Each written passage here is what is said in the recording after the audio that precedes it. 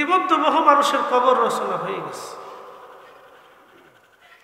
বহু মানুষের কবর খচিত হয়ে গেছে। 2 দিন আগে দেখলেন এক ফ্যামিলির 5 জন মানুষ পুড়িয়ে মরে গেল। আহা, এরকমই দুনিয়া। তো এই সুন্দর পৃথিবীর ভিতরে আল্লাহ রাব্বুল আলামিন এ রাজাপুরবাসীর ভিতর থেকে আল্লাহ যাচাই বাছাই করে আপনারে আর একজনকে, আমাকে, আপনাকে সবাই আল্লাহ কবুল করে মেহেরবানি করে বেহেশতের বাগানে আল্লাহ একত্রিত করছে। এটা আল্লাহ পাকের অনেক বড় দয়া। রাজাপুরে বহু মানুষ আছে, অনেকে বেহুদা সময় নষ্ট করতেছে, বসে ফেসবুক টিপতেছে, খবর দেখতেছে, টেলিভিশন দেখতেছে, নাটক সিনেমা দেখতেছে, দুনিয়ার প্রয়োজনে সময় কাটাইতেছে, কিন্তু বেহেশতের বাগানে আসার সুযোগ নেই। আল্লাহ দয়া করে কবুল করছেন, এই জন্য আবারও আল্লাহর দরবারে শুকরিয়া করে বলি আলহামদুলিল্লাহ। প্রিয় উপস্থিতি, আমি কোরআন শরীফ থেকে আয়াত কারিমা পড়ছি সূরা বাকারার প্রথম থেকে। আল্লাহ বলছেন সফল কাম কারা, কিয়ামতের ময়দানে কারা সাকসেস হবে, কৃতকার্য হবে, পরীক্ষায় পাশ করবে, এরকম তালিকা আল্লাহ পাক কোরআন শরীফে দিচ্ছেন। এই তালিকার প্রথম থেকে আল্লাহ পাক প্রথমে বলছেন আল্লাযীনা ইউমিনুনা বিল গায়ব, যারা গায়েবের উপরে ঈমান আনবে, অদৃশ্যের উপরে ঈমান আনবে।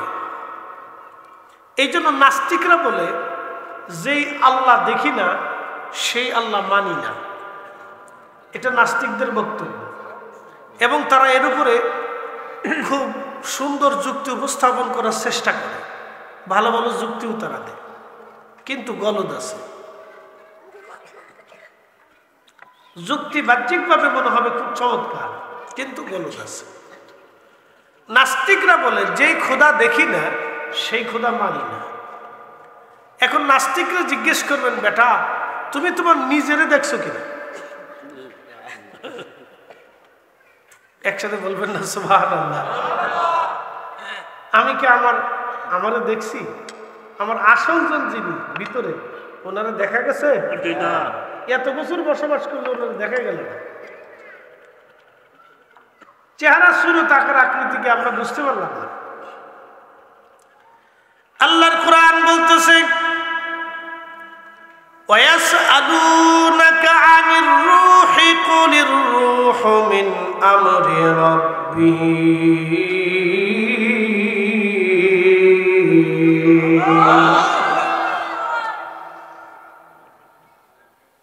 কয়জন আছো তোমরা? ছাত্র কয়জন? হ্যাঁ, 15 জন। তো ছাত্র আরো দরকার, কম হয়ে গেছে, ছাত্র আরো লাগবে। আচ্ছা, বিষয়টা পরে আসতেছি। ছাত্রের দরকার আমাদের, যত আলেম হবে তত আমাদের উপকার। একটা কথা মনে রাখবেন, এই মাহফিল আমাদের দেশে অনেকেই বুঝে না। মিলাদুন নবী মাহফিল বেদাত, এটা বন্ধ করে দাও। মিলাদ বন্ধ করে দাও, এটা বেদাত। দোয়া খের বন্ধ করে দাও, ফাতিহা বন্ধ করে দাও, এই কোরআন খতম বন্ধ করে দাও, সব বেদাত। এই বেদাত বেদাত করিয়া এগুলো বন্ধ করতেছে।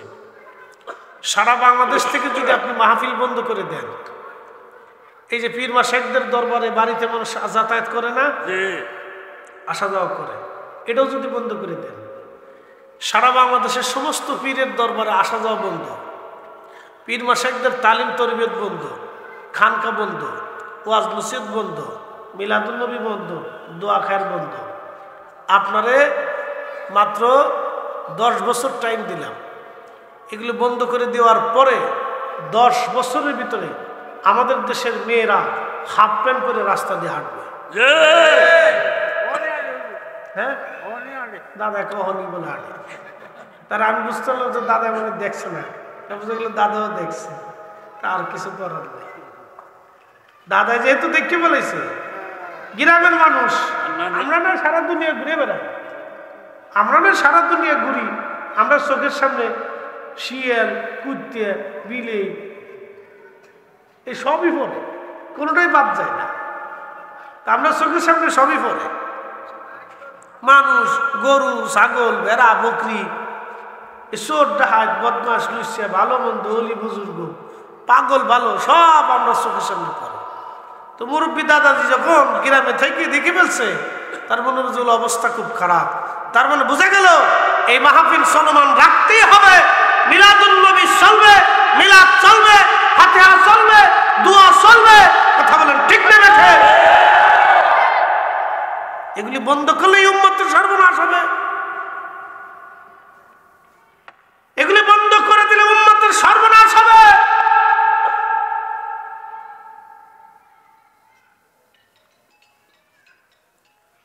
প্রিয় উপস্থিতি,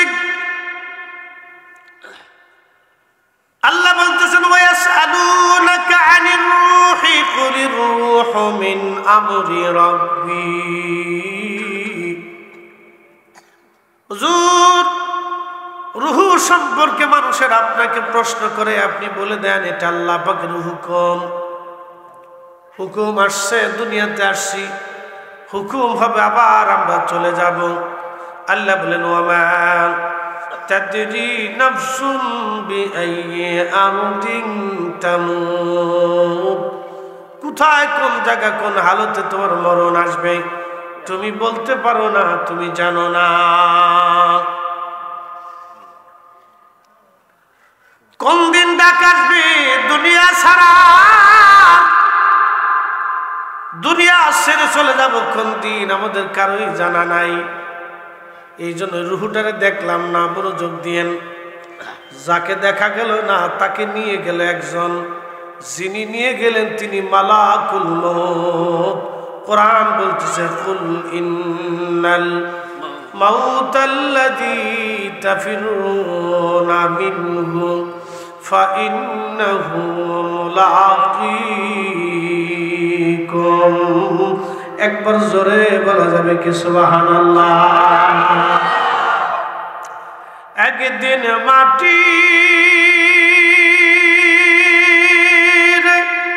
ভিতরে হবে ঘরে মন আমার, কেন বান্ধ দালান ঘর?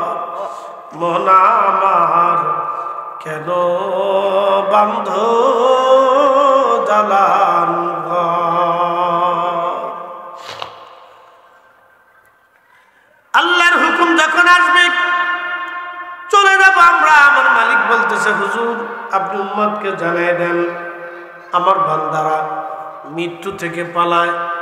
দেখবেন অসুস্থ হইলে আপনি ডাক্তার দেখান, অ্যাক্সিডেন্ট হলে আপনি তাড়াতাড়ি হসপিটালে চলে যান। সবাই বাঁচার জন্য চেষ্টা করে, সবাই বাঁচার জন্য চেষ্টা করে।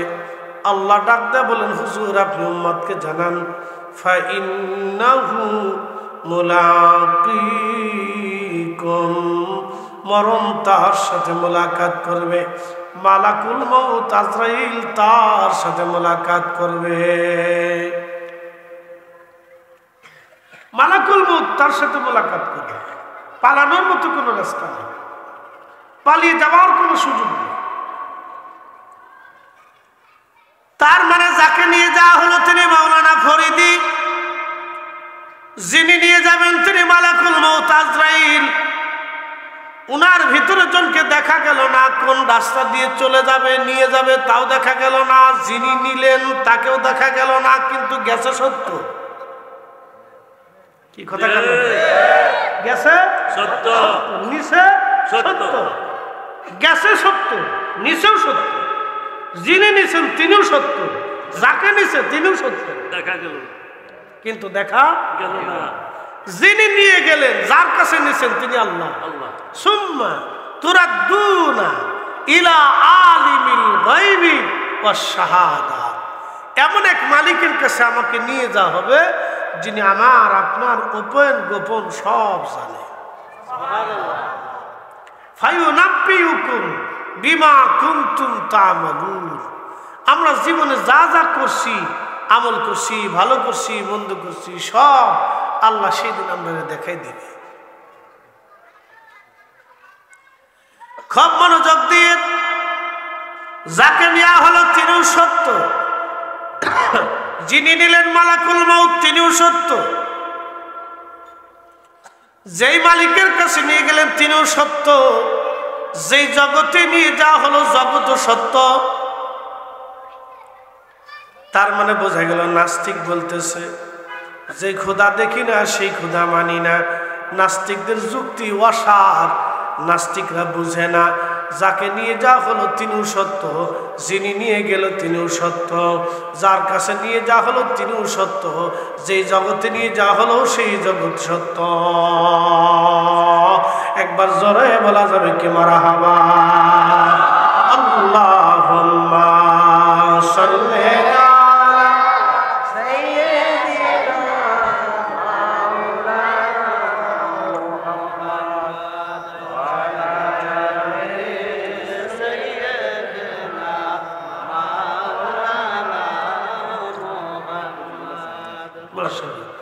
একটু জিকির করি লা ইলাহা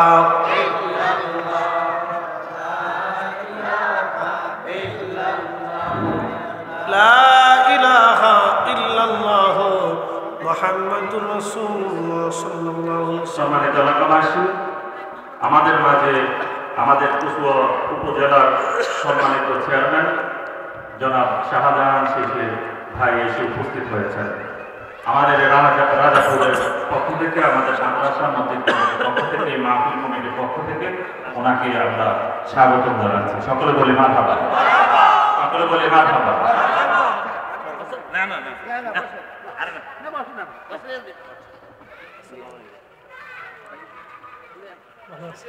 সম্মানিত এলাকাবাসী,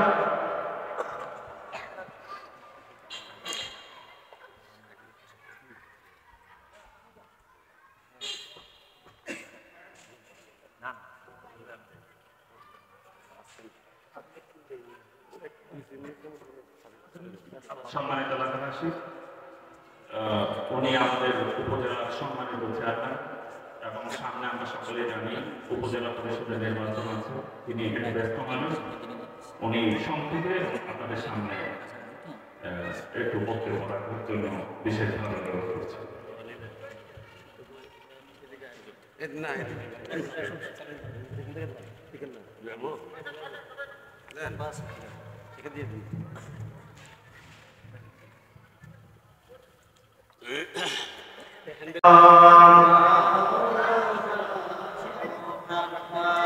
এ দুনিয়া এমনি থাকবে,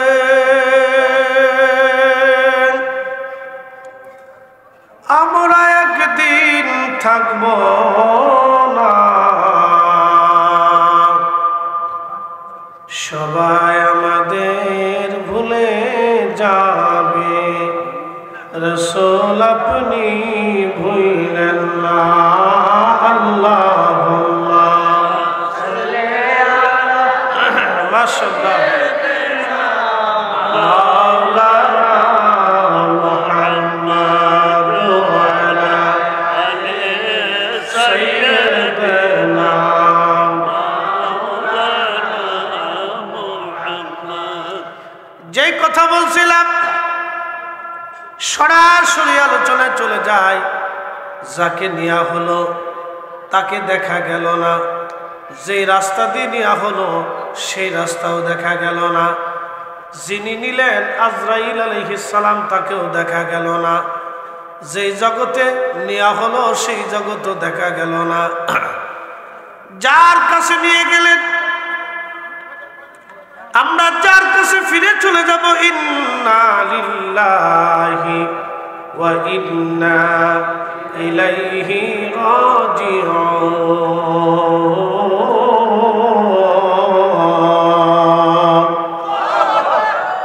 আমরা কার জন্য?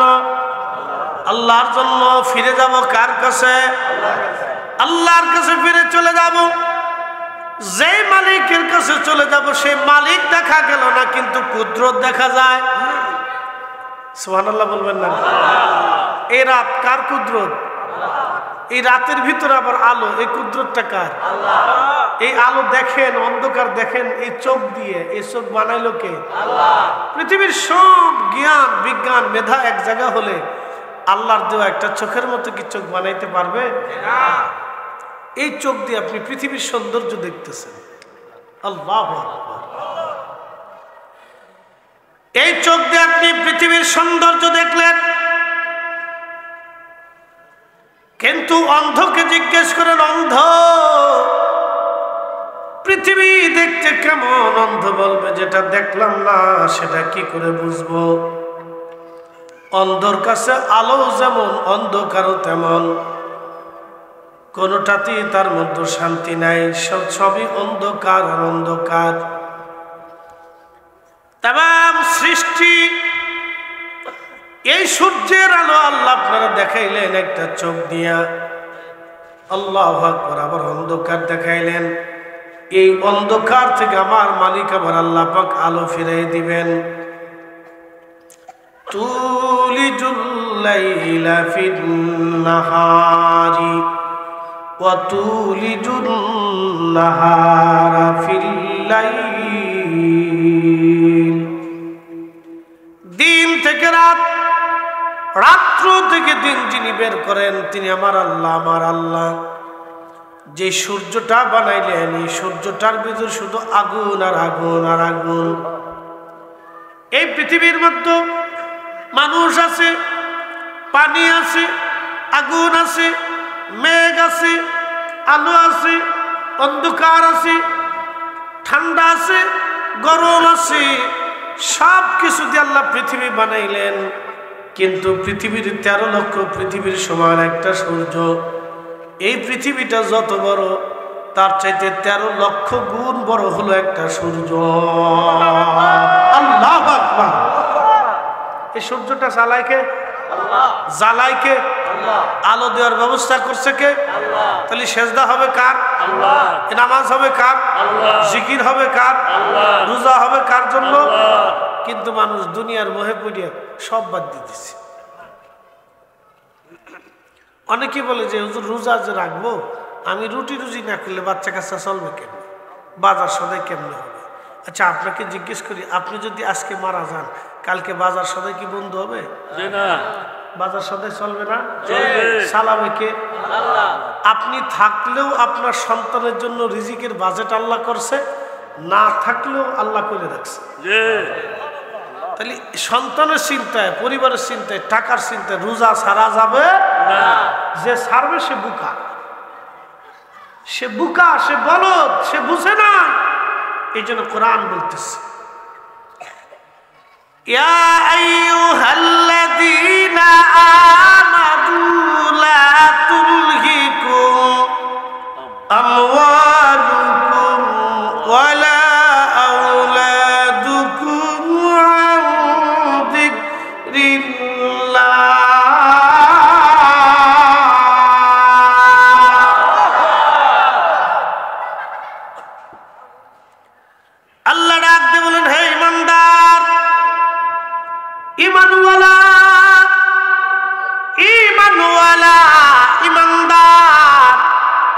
সন্তান সম্পদের প্রেমে পড়ে আমি আল্লাহর জিকির থেকে নিজেকে গাফিল করিও না। আমি আল্লাহর জিকির থেকে নিজেকে গাফিল করিও না। নামাজ আল্লাহর জিকির, রোজা আল্লাহর জিকির, হজ আল্লাহর জিকির, তাহাজ্জুদ আল্লাহর জিকির, দোয়া আল্লাহর জিকির, এই যে আপনার কি বলে তাসবিহ তাহলিল আল্লাহর জিকির, হক হালাল মতো চলাটাও আল্লাহর জিকির। আল্লাহর কোরআনের আইন, হালালকে হালাল, হারামকে হারাম, বৈধকে বৈধ, অবৈধকে বৈধ, নবীজির সুন্নত তরিকা অনুযায়ী, নবীজির রীতিনীতি পথ, নবীর আদর্শ অনুযায়ী জীবনকে বাস্তবায়ন করা আল্লাহর জিকির। আল্লাহর নবীর দুরূদ পড়া আল্লাহর জিকির। আল্লাহ বলতেছে, হাবিব বান্দা, সন্তান আর সম্পদের প্রেমে পড়ে তুমি আমার জিকির থেকে নিজেকে গাফেল করিও না। যদি করো মাইয়াফাল যালিকা ফাউলাইকা হুমুল খাসিরুন।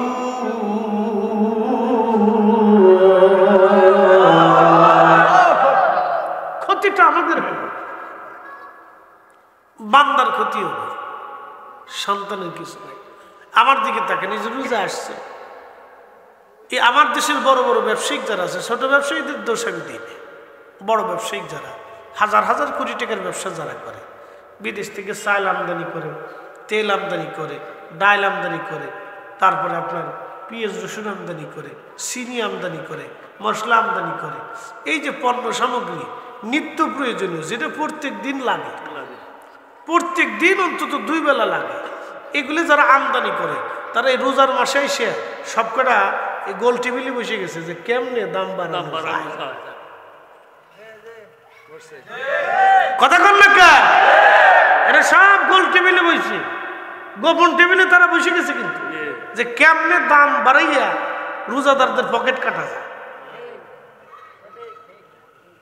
এদের চুরিটা হলো ডিজিটাল পদ্ধতিতে, আর আগে চুরি করতে হলো সিংকেটে। সিংকাটা বুঝছেন নি আপনারা? এটা এখন আর নাই, মাটিতে আগে সিংকেটিয়ে তারপর ভিতর দিয়ে ঢুকিয়ে কি নিত, কিছু চাইল নিত, কিছু ধান নিত, কিছু কাপড় নিত। আগে তো মানুষের এত সোনা দ্বারা টাকা পয়সার নগদ ছিল না, তো ঘরের ভিতরে ধান টান থাকতো, চাইল টাইল থাকতো, কাপড় চুপড় থাকতো, এই সামান্য যা টাকা পয়সা সোনা দানা অল্প কিছু থাকলে এগুলি চুরি টুরি করে নিয়ে ওই সিংয়ের ভিতর দিয়ে চলে যেত। এখন আর সিং কাটার সিস্টেম নাই, এখন ডিজিটাল সিস্টেমে চুরি করে, ডিজিটাল সিস্টেমে চুরি হয়। তো এরা সব কিন্তু গোল টেবিলে বসে গেছে যে কেমনে রোজা আসতেছে, পণ্য সামগ্রীর দাম কেমনে বাড়া যায়। এই জন্য প্রধানমন্ত্রী আগে কিন্তু ধমক দিয়ে রাখছে যে পণ্য সামগ্রীর দাম যদি এবছর বাড়াও তাহলে কঠিন শাস্তি হবে। কিন্তু আমার কথা হলো, প্রধানমন্ত্রীকে ধমক কেন দিতে হবে? ব্যবসায়িক সমিতির যারা আছে সারা বছর হাজার হাজার কোটি কোটি টাকা তারা ব্যবসা করছে, তারা সব ব্যবসায়িকরা এক জায়গায় মিলেমিশে বসে তারা প্রধানমন্ত্রীকে বলবো, মাননীয় প্রধানমন্ত্রী বা অথবা অর্থমন্ত্রী, খাদ্যমন্ত্রী, আপনাদের চিন্তার কোনো কারণ নাই। রমজান আল্লাহর মাস, রমজান আমাদের মাস, রমজান নেকের মাস, রমজান গরিব মানুষের উপকার করার মাস, রমজানে আল্লাহকে খুশি করার মাস। আমরা যারা মুসলমান ব্যবসায়িক আছি আমরা সবাই মিলে সিদ্ধান্ত নিছি মাহে রমজানে যেটা 1 টাকা লাভ করতাম সেটা 8 আনা লাভ করব, বাকি 8 আনা আমরা রোজাদারের সম্মানে ছেড়ে দিলাম। এটা যদি ব্যবসায়িকরা বলে তাহলে আমাদের দোয়া ব্যবসায়ীদের জন্য থাকবে না? আমরা প্রশংসা করব না? তাদের জন্য দোয়া করব না? 15 কোটি রোজাদার, তাদের জন্য দোয়া করব। কিন্তু তারা কি করে সিস্টেম করে যে কেমনে রোজাদারের পকেট থেকে টাকা কাটা যায়। এই জন্য দেখবেন ওরা যারা এরকম অর্থকরীরা কোটি কোটি টাকার মালিক হয়েছে, টাকার ফোলা পানে বোতল সার মুড়িদ, বোতল সার চিনছেন আপনারা? বোতল সার মুড়িদ, ফুলায় বোতল সার মুড়িদ, মাইয়া বোতল সার মুড়িদ। বাংলাদেশে বোতল খুঁজে না পেলে সিঙ্গাপুর চলে যায়, আমেরিকা চলে যায়, লন্ডন চলে যায়, ইউরোপে চলে যায়, ওখানে যায় বোতল চা খায়, বোতল সার সাথে সাক্ষাৎ করে। মাইয়াও বোতল সার সাথে সাক্ষাৎ করে। বাপে জিগায় রাত্রিবেলা, গভীর রাত্রিবেলা মাইয়া একটা ফুলা লুয়ে এসছে, বাপে জিগায় এটা কেডা? কয় বয়ফ্রেন্ড। আমি নাম দিছি কুত্তা ফ্রেন্ড। কুত্তা ফ্রেন্ড। পুরুষের কোনো গার্লফ্রেন্ড হয় না আর নারীর কোনো বয়ফ্রেন্ড হয় না। এগুলি প্রকাশ্য জেনা, প্রকাশ্য বেহায়াপনা, এটা কুত্তার চাইতে নিকৃষ্ট। কথা কোন ঠিক না বেটে? এগুলো আমাদের সমাজে বাস্তবায়ন করার জন্য এগুলো উঠে পড়ে লাগছে। তার মানে বোঝা গেল তারা এই সমস্ত আমাদের রক্তগুলি শুষিয়ে আমাদের টাকাগুলি যারা সিস্টেমে ডিজিটাল পদ্ধতিতে চুরি করে বেশি সুখে নাই। কি কথা কর না? কে ঘুম আসে না? কি আসে না? ঘুম আসে না।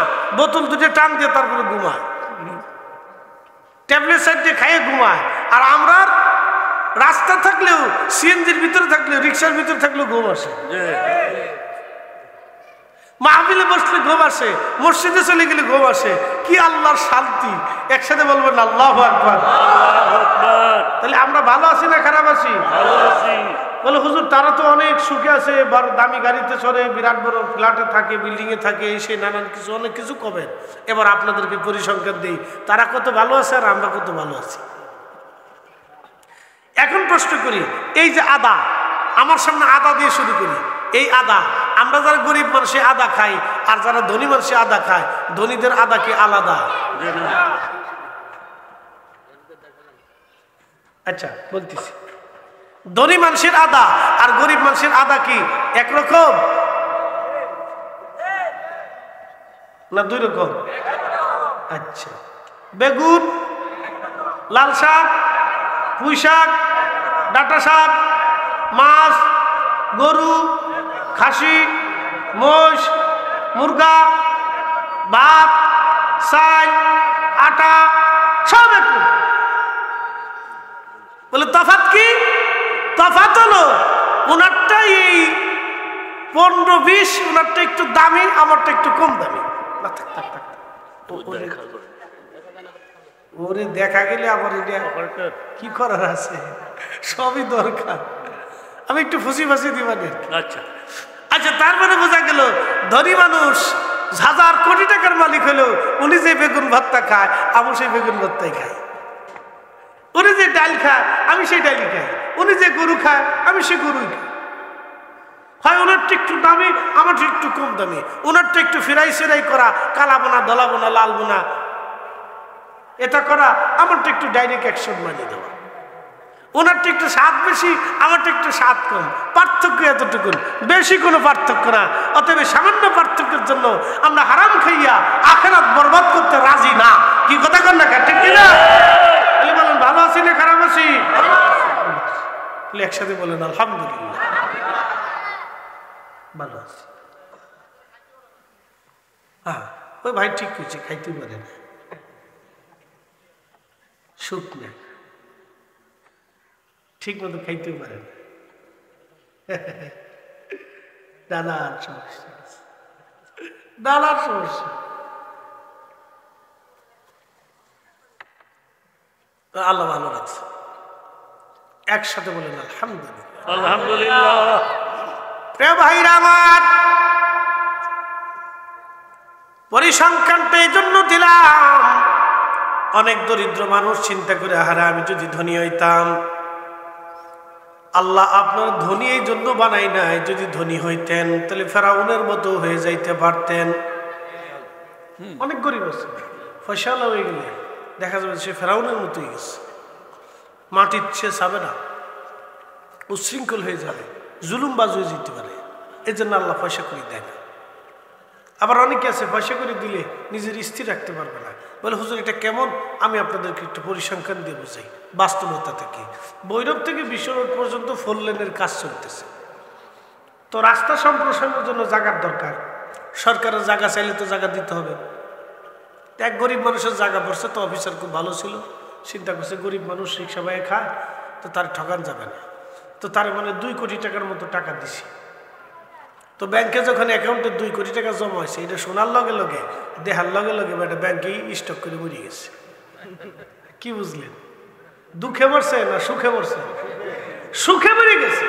মাত্র 2 কোটি টাকা সে স্থির থাকতে পারে নাই। আর এই বেটাটা যদি 1000 কোটি টাকার ভিতর বসাই দিত তাহলে কি হইত? বুঝে না? এই জন্য আল্লাহ সবাইরে পয়সা করি, এই জন্য আল্লাহ যারা যেই হালতে রাখছে ওই হালতে আলহামদুলিল্লাহ। না জোরে বলেন আলহামদুলিল্লাহ। আল্লাহ আপনার ভালো রাখছে, কথা কন না ঠিক কিনা? তাই একটু কম খাই, একটু ভালো করে, আমার গাড়িটা দামি, আপনারটা একটু রিক্সা ভ্যান, এই তো তফাৎ। আপনি যেতে যান আমার সেখানেই যাই, আমারটা একটু প্রয়োজন, এর লেগে গাড়ি কিনছি, নাহলে ঘোড়ার ডিমের সাথে আমি কিনতাম না।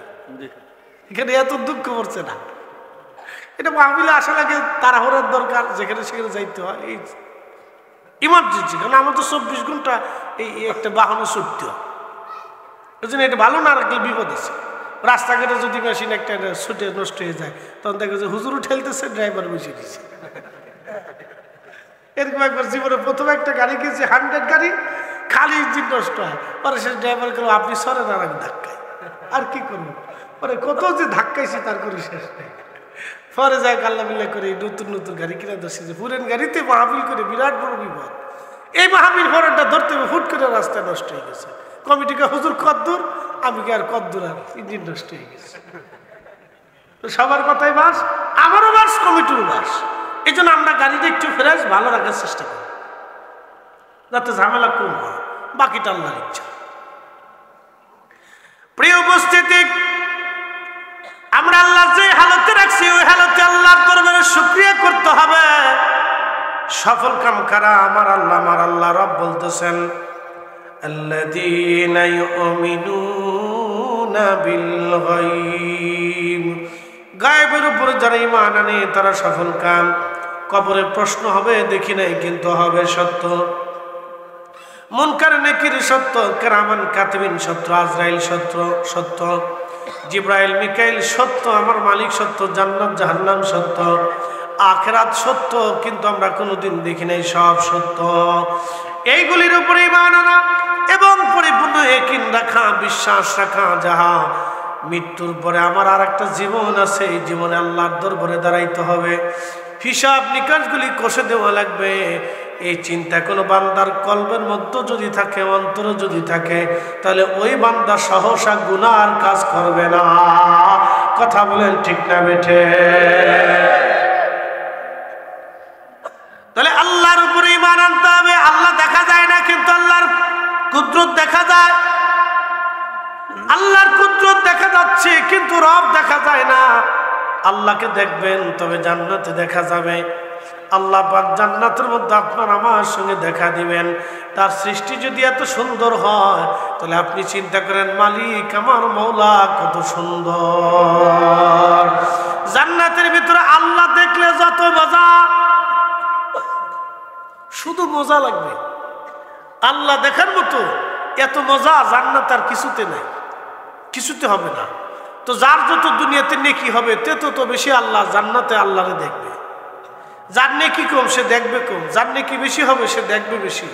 তখন ওই জান্নাতের আফসোস করবে, হারে আমি যদি দুনিয়াতে আরেকটু নামাজ পড়তাম, আমি যদি দুনিয়াতে আরেকটু রোজা রাখতাম, আমি যদি দুনিয়াতে আরেকটু দান সৎকা করতাম, আমি যদি দুনিয়াতে আরেকটু জিকির ফিকির করতাম। আরে ওই মাহফিল হয়েছিল মাদ্রাসার উদ্যোগে, কত মানুষ মাহফিলে বসছিল, হ্যাঁ আমি যদি বসতাম তাহলে আজকে জান্নাতে আল্লাহর আরো দেখতে পারতাম, আরো স্বাদ লাগবে, লজ্জত লাগবে। আল্লাহ দেখার এত মজা, এত শান্তি, জান্নাতের কিচ্ছুতে হবে না। আল্লাহ দেখার এত মজা লাগবে, এত স্বাদ লাগবে, এত মজা লাগবে যে যার যত নেকি সে তত বেশি আল্লাহকে দেখবে, বেশি সময় আল্লাহকে দেখবে। একসাথে বললেন না সুবহানাল্লাহ? আর ধনী মানুষের আগে গরিব মানুষ 500 বছর আগে জান্নাতে চলে যাবে। কত বছর? 500 বছর আগে। 500 বছর হিসাব করেন কে বাজ্যে, 500 বছর বাজ্যে হিসাব করেন যে কত বছর আগে আপনি জান্নাতে যাবেন। ততদিনে ধনীরা হিসাব কিতাব দিয়ে যাইতে যাইতে জান শেষ। ততদিনে আপনি জান্নাতের ভিতরে ঢুকে খাইয়ে দিয়ে ঘুমাই টুমাই একবার ঘুরে ফিরে মোটামুটি বেশ অনেক বছর পার হয়ে গেছে। তাহলে আল্লাহ আমাদেরকে যেই হালতে রাখছে আমরা ভালো আছি, সকলে বললেন আলহামদুলিল্লাহ। তাহলে মাহে রমজানের রোজা চলবে, মাঝে মধ্যে ছেড়ে দিবেন। আর রোজা রেখে মিছে কথা করবেন, গীবত করবেন, তহমত করবেন, আপনার কি বলে ফায়সা কথা করবেন, মালে কম দিবেন আর ভেজাল বাড়াই দিবেন, জগলখড়ি করবেন। এগুলি করলে রোজার 4 পয়সাও শুধু না খাইয়া ইফতার পর্যন্ত ক্ষুধার্তই থাকবে, বেনিফিট কিচ্ছু পাবে না। রমজান মাসে মিথ্যা কথা বলা যাবে না, জগলখড়ি করা যাবে না, গীবত করা যাবে না, এগুলি কোনো মাসেও করা যাবে না। এগুলি কোনো মাসে হালাল না, কিন্তু তারপরেও মাহে রমজানে রোজা রেখে যদি এগুলি কেউ করে তো রোজা হবে না, রোজার কোনো বেনিফিট নেই। এই সমস্ত হারাম কাজ কোনো সময়ের জন্যই জায়েজ নেই, কিন্তু তারপরও রমজান মাসের জন্য বিশেষায়িত করতেছে এই জন্য যে এই রোজা রাখিয়া কেউ যদি মিথ্যা কথা বলে তাহলে সে সারাদিন না খেয়ে থাকলো, উপবাসী রইল, কোনো ফায়দা হইল না। রোজা রাখিয়া কেউ যদি গীবত করে তাহলে সারা দিন সে উপবাসী রইল, কোনো উপকার হইল না। রোজা রাখিয়া কেউ যদি মানুষ ঠকায় তাহলে সে সারাদিন উপবাসী রইল, কোনো বেনিফিট হইল না। এই জন্য রমজানে রোজা রাখিয়া সমস্ত ক্রিয়া কামনা বাসনা কুরিপু থেকে, খারাপ কাজ থেকে নিজেকে বিরত রাখিয়া ঈমান ইহতিসাবের সাথে, পরিপূর্ণ ইয়াকিনের সাথে কেউ যদি মাহে রমজানে রোজা রাখে এবং তারাবির নামাজ যথাসময়ে 20 রাকাত তারাবির নামাজ সুন্দর মতো আদায় করে, আবার 8 রাকাত পড়েন না। আমার দেশে একদল আছে 8 রাকাত বানানোর জন্য আদা জল খাইয়ে কাঁচাকুচি দিয়ে উঠে পড়ে লাগছে। কি কথা কন নাকি আছে না? এর একবার আদা জল খেয়ে উঠে পড়ে লাগছে। এটার এক মৌলবী কয়দিন আগে বলছিল যে এই সবে বরাতে মসজিদে যাওয়ার চাইতে বেশ্যাখানায় যাওয়া ভালো। এটার বিরুদ্ধে আলহামদুলিল্লাহ আজকে মনে হয় ঢাকা জজ কোর্টে একটা মামলা হয়েছে জনাব অ্যাডভোকেট পাটোয়ারি ভাইয়ের নেতৃত্বে। একসাথে বলবেন না মারহাবা? আমি ছিলাম, কোর্টে উপস্থিত ছিলাম আজকে। কালকে সিরাজগঞ্জ থেকে কইরে এসে আজকে ওখানে উপস্থিত ছিলাম। থাইকে তারপরে এই বাসায় এসে কোনো রকম আপনাদের এখানে দৌড়াইছি, ওখানে উপস্থিত ছিলাম। এই শয়তানগুলির শিক্ষা দেওয়ার দরকার। এরা মুসলিম মিল্লাতের ভিতরে অশান্তি ফিতনা ফাসাদ বাড়ানোর জন্য এগুলো উঠে পড়ে লাগছে। আমার ঘরে কোনো অশান্তি ছিল না, সমাজে অশান্তি নেই, নামাজ নিয়ে বিতর্ক নাই, রোজা নিয়ে বিতর্ক নাই, দোয়া নিয়ে বিতর্ক নাই।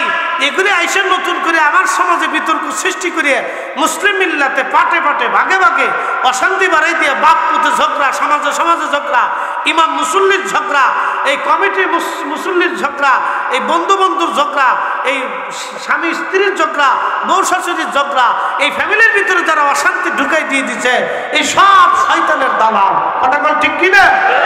এগুলি থেকে আমরা মুসলিম মিল্লাতের জন্য আল্লাহ হেফাজত করেন বলেন আমিন। তাহলে তারাবির নামাজ ইমাম ইহতিসামের সাথে বিশুদ্ধ মতে একবারে জামাতের সাথে তারাবির নামাজ ঠিক ঠিক মতো আদায় করতে হবে এবং লাইলাতুল কদরের রাত্রিবেলা পরিপূর্ণ মতো জেগে ইবাদত করতে হবে।